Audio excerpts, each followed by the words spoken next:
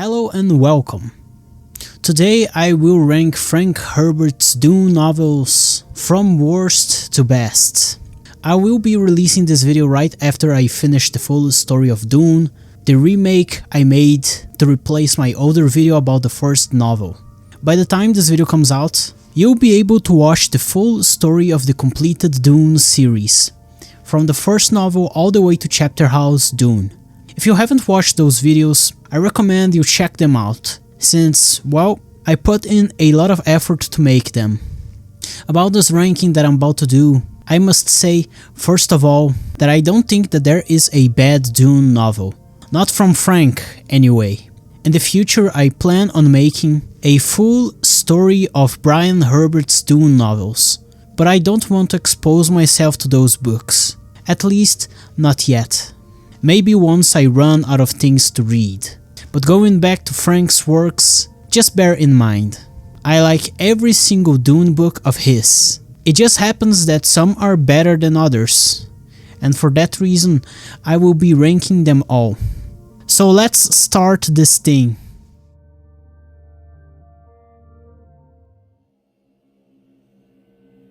Dune Messiah will be my number 6. Not because it is a bad novel, but because it feels more like the final chapters of Dune, rather than a book by itself. I have seen some other Dune fans expressing thoughts similar to these I have. The reason it feels like that is because the story here is short. In fact, this is the shortest Dune novel, only being around 200 pages long, and it is very linear. There's not much meandering, and the details you're given about the events in the book are straight to the point, without much filler. I like the conspiracy aspect of the story, how we're said from the beginning that Paul was taken down. His jihad ended, but his religious government remained. I like how his character is deconstructed, how he becomes the most cruel person to exist, at least until this point in the story. And how he gives it all away and walks into the desert, blind, once he realizes that the only future ahead is the golden path, which he wanted to avoid. The final revelation about his son being the true Kvisitz Hadrach is also another aspect of the story I like a lot. But again, because this novel is too short and it feels more like the final chapters of Dune, I just can't put this one ahead of any of the other books. So, 6th place it goes.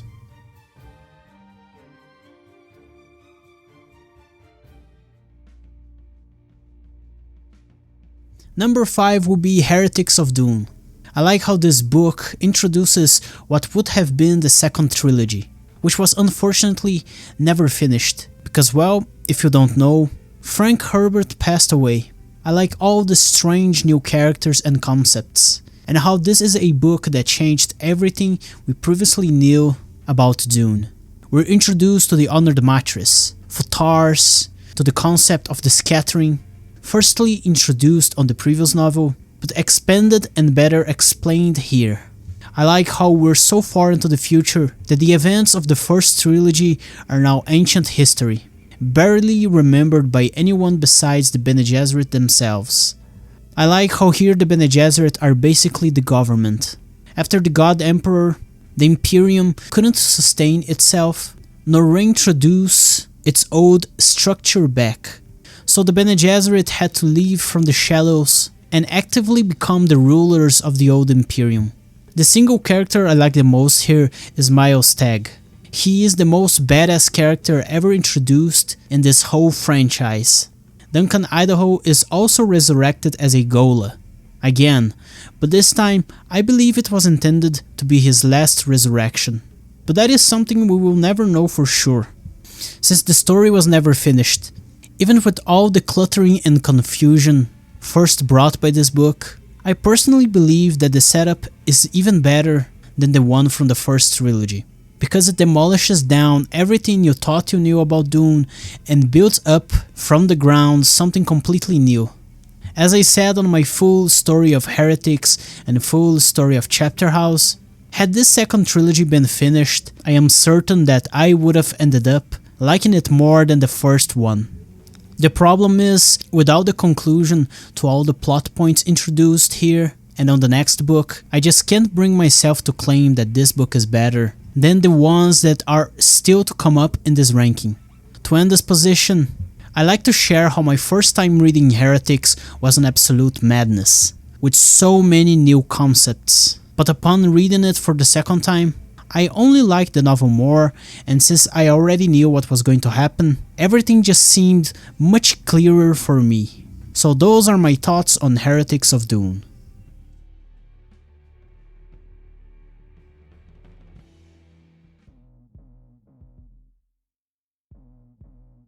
Number 4 will be Chapterhouse Dune. All that I said about Heretics could be repeated in this one as well. It's a work that, had it been finished, I certainly would have liked the results better than the first trilogy. I like the whole Chapterhouse concept, and as I mentioned previously, I believe Planet Chapterhouse is 2-pile in the future, but that's something that is never confirmed.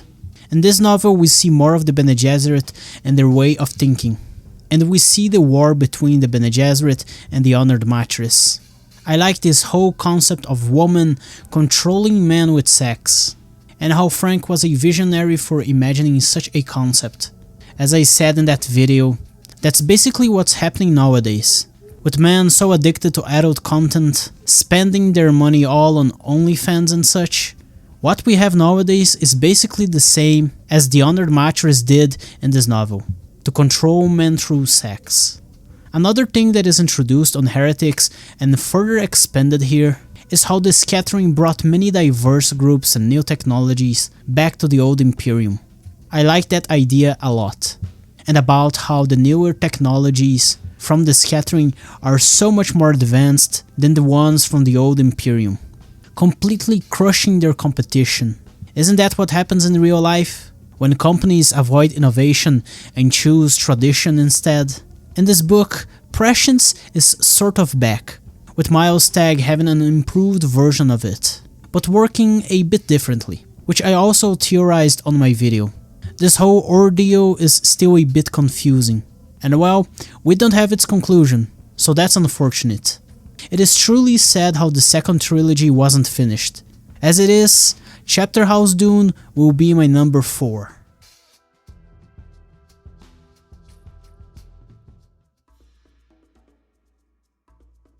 My number 3 for this ranking is the original Dune. Yes, I know, it is the book that introduced us to it all. The spice melange, the planet Arrakis, the Imperium, the Landsred, the Mantats, the Atreides, the Harkonnen, the concept of the Prescience, the Fremen. Being the longest novel in the series with almost 700 pages, it talks about religion, politics, genetics, history, science, all of those things in depth, and here we're exposed to a lot of world building and many theories on how things work out, not only in the universe of Dune, but also in our real world, such as how religions become distorted with time, about how certain people manipulate others with politics and religion, about how saviors are the most dangerous people to exist in a society, among many other things. Upon reading Dune for the first time, my concept of everything just completely changed. Dune made me more interested in all of those topics I mentioned. It made me interested in philosophy. It made me interested in ecology. Dune just changed my life. And I must thank this book and well, another one that still has to come up in this ranking, for completely changing who I am. Before reading Dune, I was a man. And after reading Dune, I became another completely different man. The problem with this book, and the reason it isn't number 1, is because although its first half feels finished and well polished, the second half, and especially the third half, suddenly become, let's say, unfinished. I feel like beyond page 300, the book just feels as if something is missing. As if there were certain things still to be written or revised that never were. I wish the battles were also better detailed, because as they stand, they're lacking and disappointing to say the least. You know, I love to joke about the final battle from this novel, when the Fremen take Arrakeen and defeat the Emperor. How this whole event lasts barely 2 pages. Later on in the series, we will have meaningless descriptions of things that last longer than this battle, such as in Dune Messiah with Citeo's death, which has way more detail than the final battle from this novel. Another example is a section from Children of Dune, where it describes Stilgar looking out and appreciating some random sunset on Arrakis, which also lasts longer than the final battle here. I know Dune isn't about the battles or about the war of the Fremen against the oppression of the Imperium. Dune is about humanity and the human mind.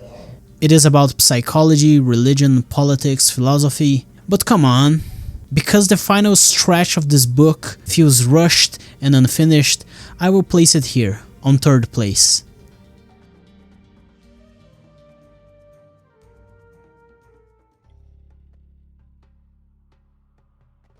Number 2 is Children of Dune. This book has only one issue, and it is how the book is structured. I hated it during the first time I read this book, because I wanted to know what was happening with Leto II in the desert, and the whole crazy journey he went on, but the book interrupts you all the time to describe what Farad'n is doing. And during my first time reading this book, that was such a frustrating experience. Upon reading it for the second time, I had a different perspective. I already knew all that was going to happen, so the work's structure didn't bother me at all. But still, I remember being frustrated at this novel during the first time. Talking about the story itself, we learn a lot more about the Golden Path, the future Paul wanted to avoid, but his son, Leto II, embraced, for he knew it was the only future humanity had. I like this concept, how humanity has stagnated so much, a tyrant is the only thing that can save it. I like how we're exposed to the idea that the sandworms and sandtrouts are an alien species on Arrakis, and how Leto II has no memory of humans bringing them to the planet, leaving it up in the air if another intelligent alien species was the one to do it. I like how the abomination aspect of the awakened, or preborn if you prefer, is handled. How Alia becomes possessed and Leto II has to choose a wise ancestor to possess him in order to achieve his goals. I like how Leto II becomes the superhuman. That's really interesting as well. This book could have been my number 1, if it at least had been structured better.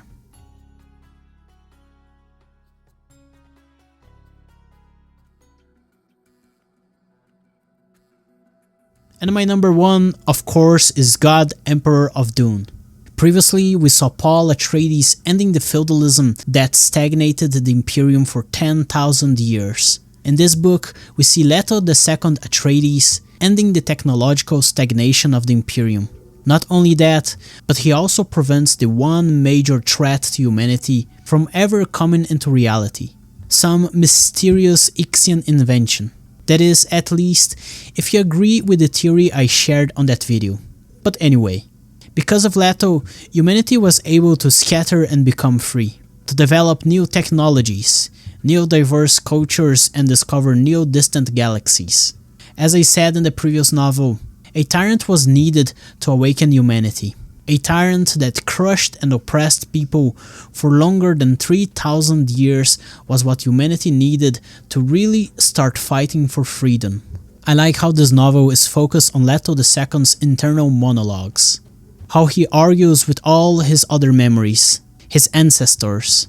I like how he expresses his social, philosophical, political, and religious theories to the other characters. I like how Duncan Idaho is brought back as a Gola for hundreds of times, and dies hundreds of times. Starting in this book, we learn how Duncan Idaho was the real main character of Dune, since he was the one to see the Atreides going from an honorable and exemplary house to the tyrants who crushed the Imperium with a jihad. After that, Duncan was there to witness the God Emperor and his 3,000-year-long reign. Duncan would later be brought back to see the aftermath of it all. So yeah, he's pretty much the main character of the entire Dune franchise. Another aspect that I love about this book is how, as it is said, had Leto II not chosen the Golden Path, and sacrificed everything to become this god and rule the universe with an iron fist, by the time the actual plot of the book happens, humanity would have gone extinct already. And that's such an insane thing to think about. All the philosophy and crazy social and political theories apart, this is most certainly the better polished book of the Dune series. Differently from the two books that followed it, the story presented here was finished. Differently from the original Dune, the book itself doesn't feel unfinished nor rushed. Differently from Messiah, God Emperor isn't an epilogue. And differently from Children of Dune, the book is well structured. So yes, God Emperor of Dune is my favorite Dune book. It totally deserves this position in the ranking.